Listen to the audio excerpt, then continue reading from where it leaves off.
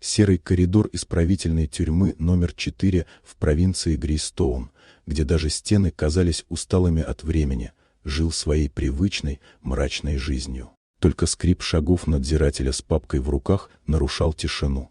В камере под номером 18 сидел мужчина лет 50 по имени Ричард Коллинз. Когда-то он был инженером, но 20 лет назад совершил преступление, за которое получил пожизненный срок. За годы заключения Ричард стал молчаливым, замкнутым и общался только с одной, молодой офицеркой по имени Ханна Риверс. Ханна недавно перевелась из столицы. Для нее это место было испытанием, но она не относилась к заключенным как к списку дел. Она видела в них людей. И, может быть, именно поэтому Ричард однажды решился заговорить. «У меня есть последняя просьба», — сказал он тихо, когда врач сообщил, что у него рак поджелудочной железы. Метастазы. Жить максимум месяц. Ханна молча кивнула.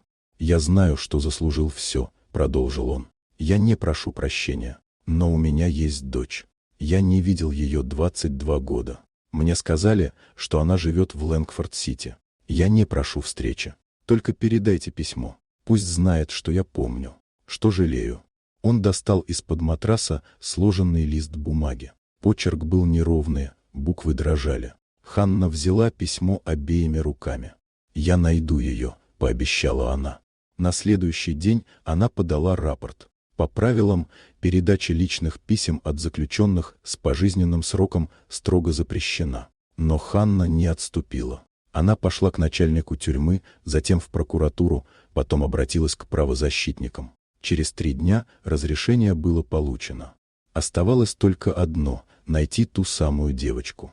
В письме значилось лишь имя — Лили, и старая фотография — мужчина с маленькой дочкой на руках в городском парке. Через архивы ЗАГСа, соцслужбы и старые документы Ханна наконец нашла адрес. Лэнгфорд-Сити, улица Мейсон, дом 14. Там жила 23-летняя Лили Томпсон, уже под другой фамилией. Когда Ханна постучала, дверь открыла девушка с усталыми глазами и ребенком на руках. «Здравствуйте. Вы Лили?» — спросила Ханна. «Да, а вы кто?» «Я из службы исполнения наказаний», — тихо сказала она. «Я принесла вам письмо от человека, который очень хотел, чтобы вы его прочли». Лили дрожащими руками взяла конверт. Несколько секунд стояла молча, потом просто закрыла дверь. Ханна уехала обратно в Грейстоун опустошенной. Она выполнила обещание, но чувствовала, будто все было зря. Через неделю ее вызвали в канцелярию. «Вам пришла посылка», — сказал охранник, передавая небольшой конверт без обратного адреса.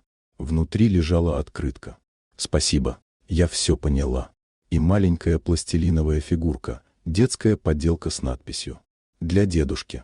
На следующий день Ханна принесла ее в лазарет, где лежал Ричард. Он был слаб, но, увидев открытку и подделку, впервые за все время заплакал. Через 2 дня он умер. Не как забытый преступник, а как человек, которому удалось вернуть хоть крупицу того, что он потерял.